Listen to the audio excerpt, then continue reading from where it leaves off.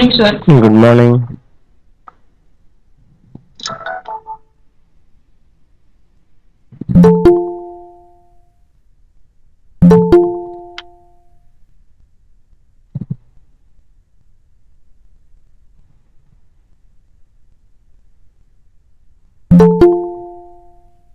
Good morning, sir. Good morning.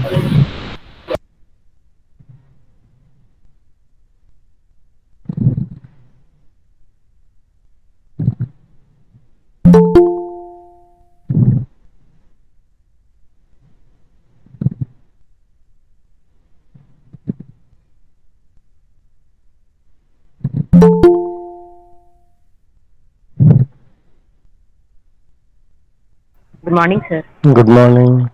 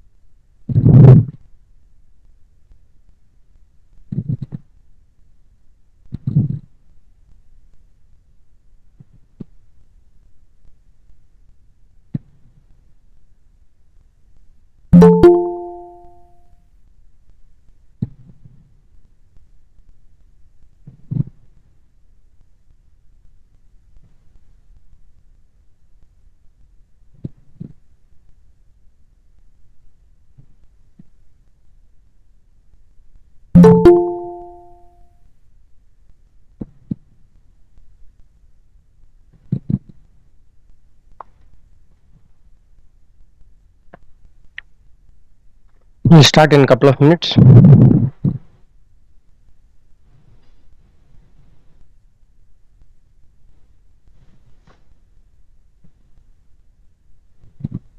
Until then, you can revise what we have covered in the previous class.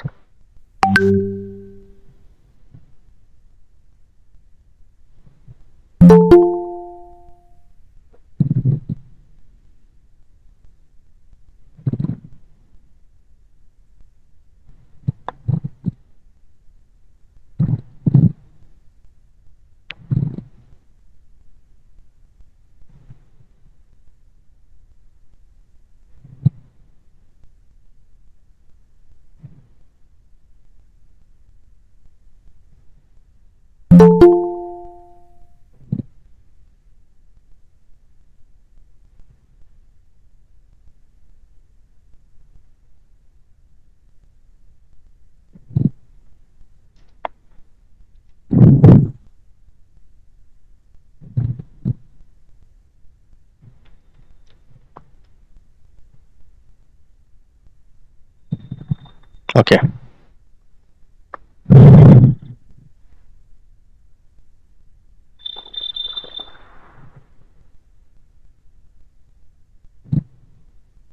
Good morning, sir. Good morning.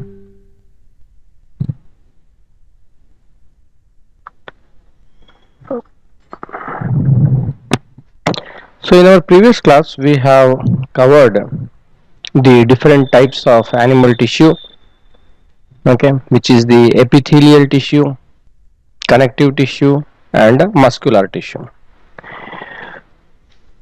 The nervous tissue is remaining. Okay, so in today's class, we'll cover about the nervous tissue. So, can anyone tell me which type of connective tissue, okay, is a supportive Excuse connective me, sir. tissue? Yes.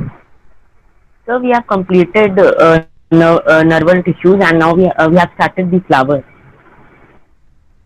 9F. Yes, sir. So we have covered all the four roles of the flower till gynoecium. Okay, your extradis class, right? Yes, sir. Okay, okay, okay, Yes, okay. sir. Okay. So I think I mistook that with the.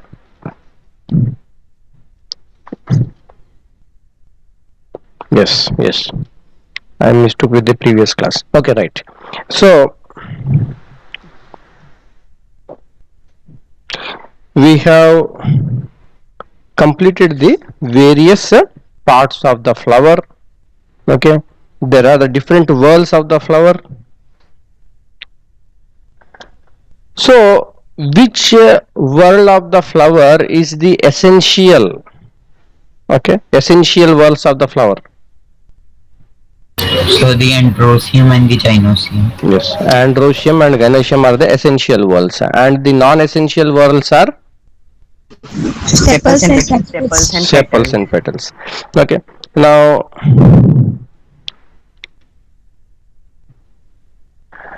the sepals, petals, sepals are also collectively called. Okay, because there is what we say a collective term. So it is a group. Okay, the sepals, we have 4 sepals, 5 sepals, whatever it may be. So collectively these sepals come under the Calyx. group of the calyx, and petals come under corolla. Okay, these are the terms, we need to know these terms.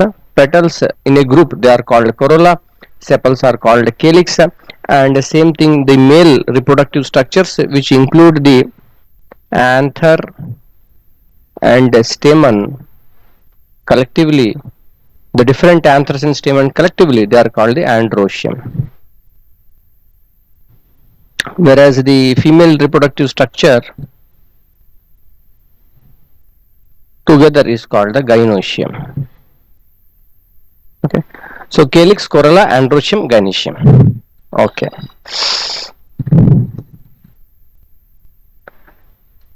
we have covered up to this sepals, that is the perianth. Okay,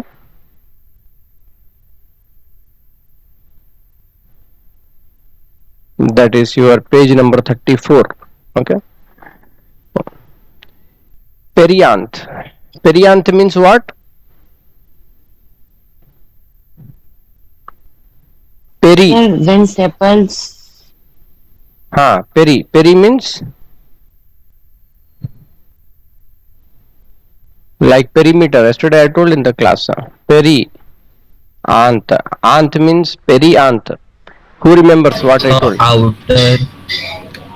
outer area or outer part Hmm. sir, when Of the sepals and petals, of of the flower.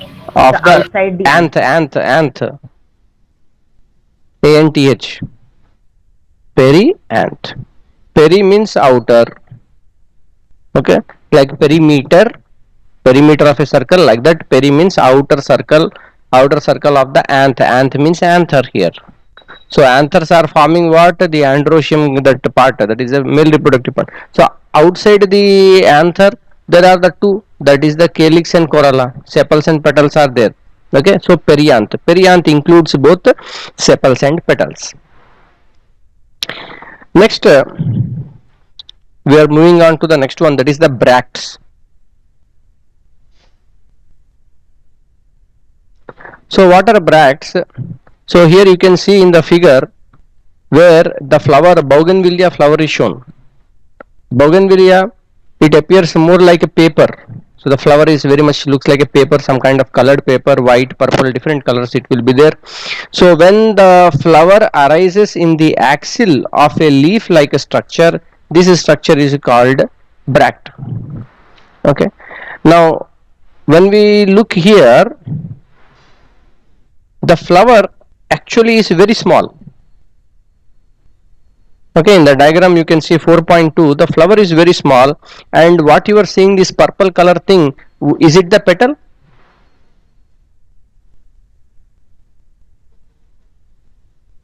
Yeah, it is generally mistaken to be a petal, but it is not the petal, it is what we say bract. It is nothing but a modification of the leaf. So the leaf, the midrib will be there, no, in the leaf, when you look at the general leaf structure. Okay, so this middle, this midrib is there, this one. From this axil the flower will come. Okay, small flower, and this leaf itself is modified to look like a petal. So this condition, it is called the bract. So bracts may be green like ordinary leaves, or at times they may be colored. The large and colorful bract of the bougainvillea can easily be mistaken for a petal. The actual flower is very small, somewhat cylindrical and attached to the inner side of the bract. Okay, so you have understood that a bract is basically a modified leaf and the flower is arising from the axil of the leaf. Next, nectaries. Nectar. Nectar means, I think most of you know what is nectar. Have you heard about nectar? Yeah, what is it? So it is So, liquid produced by the flowers to Yeah. attract insects for food. Correct. So basically what is happening, the honeybees and insects, they will collect the nectar from the flowers. That's what we say. Okay, and the honeybees will convert that nectar into honey. So nectar is basically the fluid. Okay, the fluid that is being produced by the flowers in order to attract the insects. So generally they have a sweet fragrant smell also. Okay, they are sweet to taste, they are rich in the carbohydrates, in the sugars. So there are some group of cells that will be producing these nectar. They are called the nectaries. Okay, so the nectaries are the group of cells which will be producing the nectar, and they are situated at the base of the pistil, on the base of the petals. Okay, so generally pistil, when you say pistil, it is the which part of the flower? The female. Gynoecium. Yeah, gynoecium. Gynoecium part, it is the female reproductive structure, together is also called the pistil. So in the base of the pistil, where you have the receptacle, it is swollen part, in that part we have the nectaries. The nectaries will attract the insects like honeybees for cross pollination, and in some of the flowers like nastrutinium, that nectaries may be very enlarged, they may be very prominent. Okay, that's not very important, but just it is that nectaries produce the nectar. Bracts are actually modified leaves. Next we are moving to the more important part, that is the sexuality in flowers.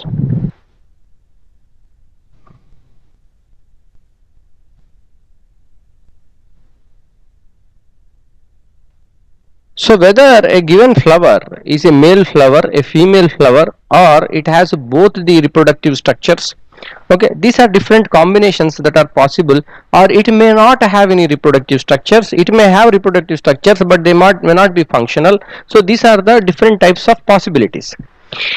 So the anthers of the stamen produce the pollen, okay, which are the male gametes. Okay, male gametes. Gametes are the reproductive cells. So pollen is the reproductive cell of the plant, male reproductive cell. The ovary of the carpel bears the ovule. Okay, it is having the eggs. Eggs are called the ovule. Ovule is called the eggs in the case of the plant. And the stamen and the carpel are the male and female reproductive parts of the flowers. The flowers, there are the different parts based upon the sexuality. One is the bisexual or hermaphrodite.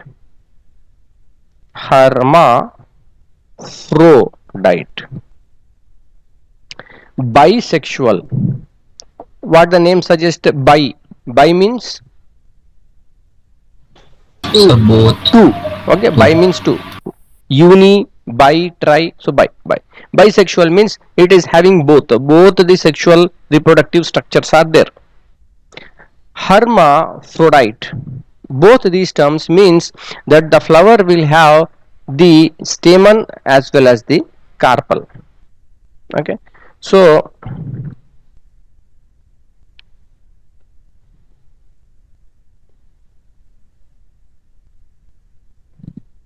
it will have both the male and female reproductive structures.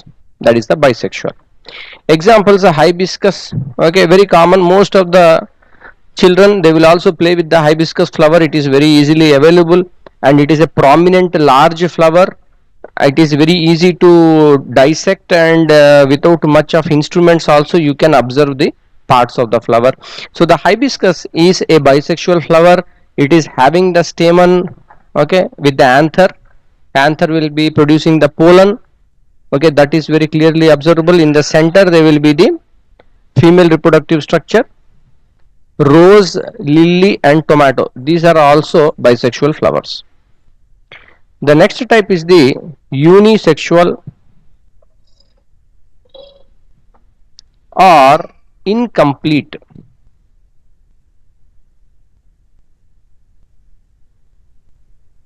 or imperfect.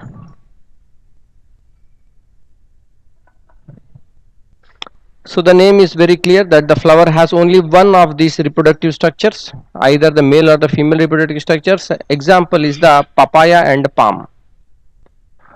So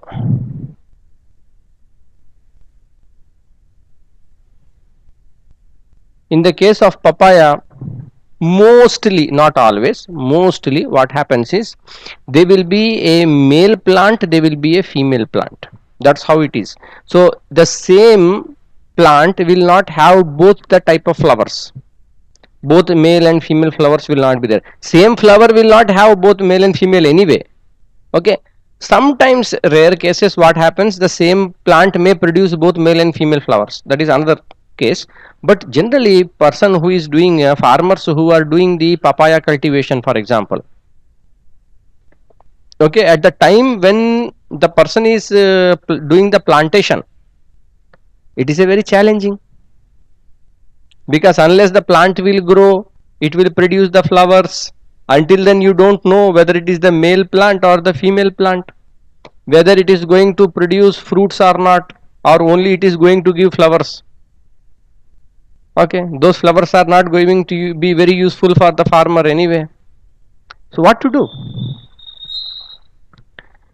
So papaya, one should be aware that it is a producing the unisexual flowers. Okay, therefore we cannot do the cultivation of papaya, farming and agriculture of papaya from seeds. Generally they will do from other methods, tissue culture. I think in class 8 you have studied tissue culture. So from tissue culture you will get one same type of plant, and then you can be confident that you won't get this which one is male, which is female. Same thing is with palm. Okay, these two are the unisexual, incomplete or imperfect. The third type is the male or staminate flowers.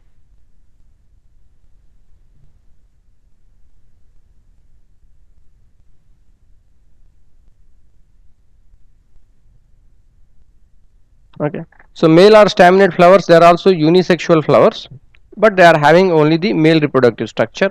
So we can put this section as under group 2. Okay, and the other one is the female or pistillate flowers.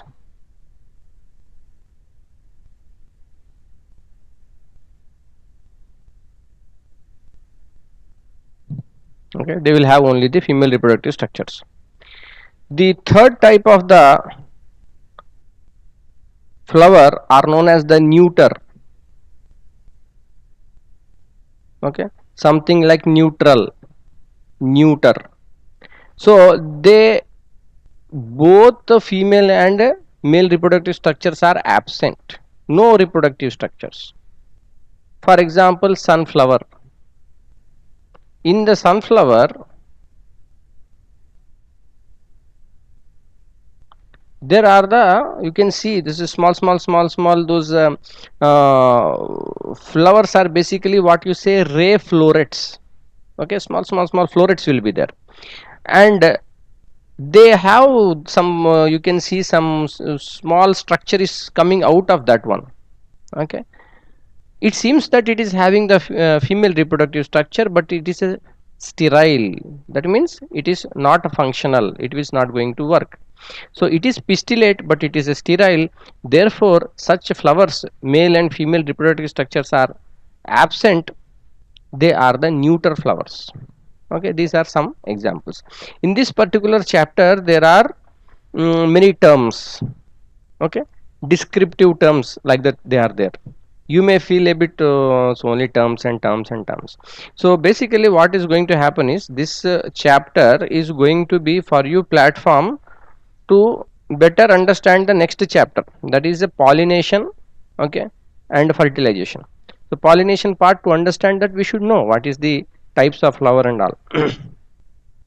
Okay, next,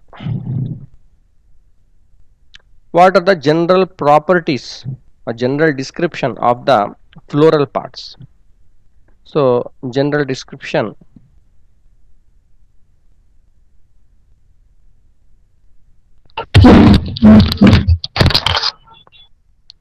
calyx, corolla, androecium and gynoecium. So in the calyx, which is the sepals,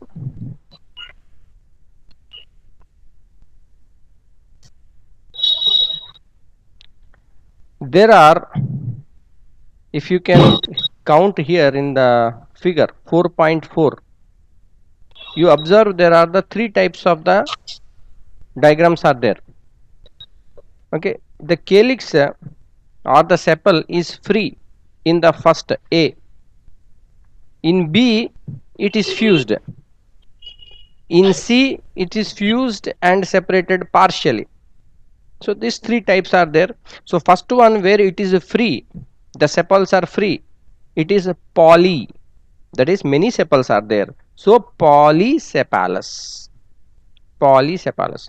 So there are the 5 sepals, and there may be more sepals in some flowers, but when they are in the free condition it is called polycephalous. When it is in the fused condition it is the gamocephalous. Poly, okay, the terms, use some rough book or somewhere, you should also write. It's not just you are sitting and watching, okay, my face also, no, no, it's not going to be useful. You need to write, okay, write and practice. So calyx, calyx is also, or the sepals, they may be free, that is a polycephalous. Okay, and when they are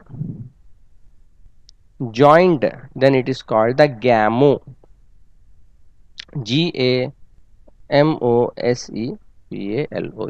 gamocephalous. They are joined or fused. So in cases like hibiscus, there may be second series of sepals. It is known as episepals. Okay, epi, again here you are getting another epi. Epi means what? Where you are getting epi before this one, anyone? Epidermis, you have come across the term? So the top layer. Top layer, epidermis, epithelial tissue, epi. So this epi means a top or outer. So here what is happening, when we say epi calyx, that means outer layer of the calyx. So main calyx will be there, but in addition to that main calyx, there may be outside another small structure of another circle of calyx may be there. Then we call it as epicalyx. Okay, the term is, if you don't get this like this meaning wise the term, then you feel like I don't know how much I have to memorize. Okay, life is so miserable, you feel like that. But if you understand the term, it is very easy. So when the flower opens, the sepals may fall off or perish. Sepals are usually green, but in some cases they may be brightly colored. For example, in the gulmohar, I think gulmohar plant, most of tree, most of you have seen. Okay, it is also known as the flame of the forest. Okay, because if you see from very far, okay, green forest is there, in that if there is a gulmohar tree, from very far it will appear that there is something is burning. Okay, bright red is burning, flame of the forest, it is called gulmohar tree. So in that also what is happening, they may be brightly colored and very long sepals. Okay, so generally these sepals, after fertilization, that is after fertilization the purpose of the flower is finished, then these sepals they will drop. Okay, they no more exist. And the function of the sepals is to protect the young flower bud, and when green they also can perform photosynthesis. So main function is a protection of the buds.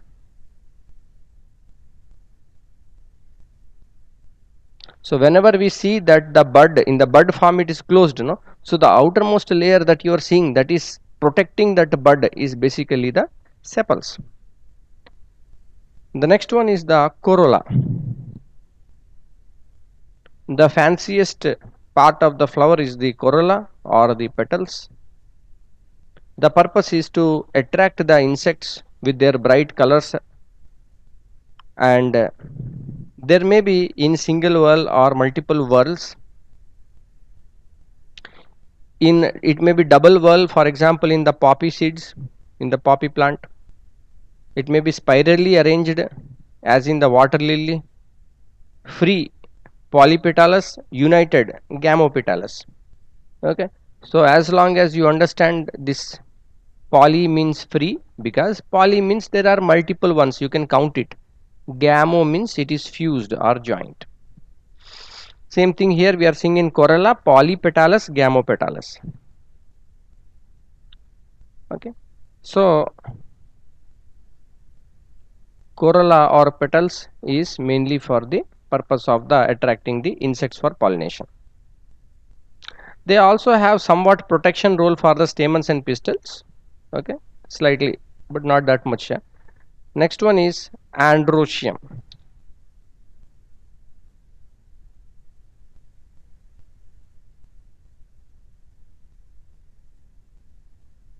Or stamens.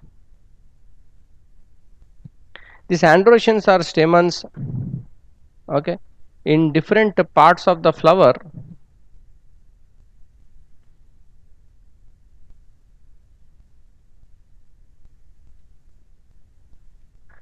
Or stamens in different flowers, they can vary.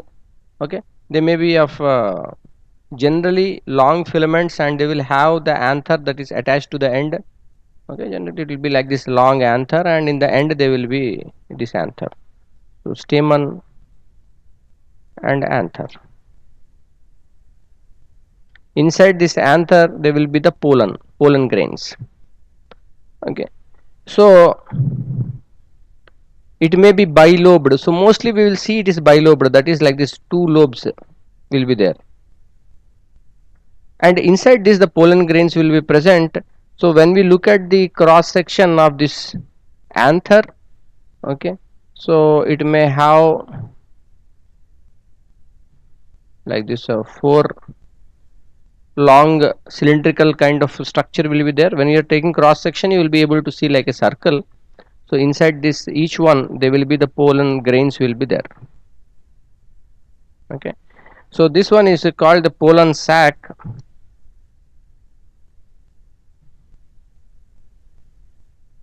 Pollen sac. Inside this pollen sac there are the pollen grains. Okay, all of these are four are the pollen sacs. So how many pollen sacs are there? There are the four pollen sacs here, and each of them is filled up with millions of the pollen. So when the condition is ripe, okay, when it is mature, then what will happen is this will rupture. Okay, it will become dry and it will rupture, thereby releasing the pollen outside into the atmosphere in the air, or some insects that are coming, it will attach to them, it will stick to them. Okay, same this androecium, here the structures they may be like this free, okay, each of these, or they may be joint. So if they are free, then it will be what? Here poly is there, we say androus, polyandrous, and gamoandrous. Okay, so polyandrous means the androecium, whatever this structures of the androecium are there, stamen, anther, they are all separate, free. Okay, example is petunia, and they may be organized in a single or different layers. So here examples are given in three, that is monoadelphous, diadelphous, polyadelphous. So in this chapter, this is one of the question that is a repeating question. Okay, you have to memorize this one. Within the androecium, okay, the figure 4.7, you can see monoadelphous, monoadelphous,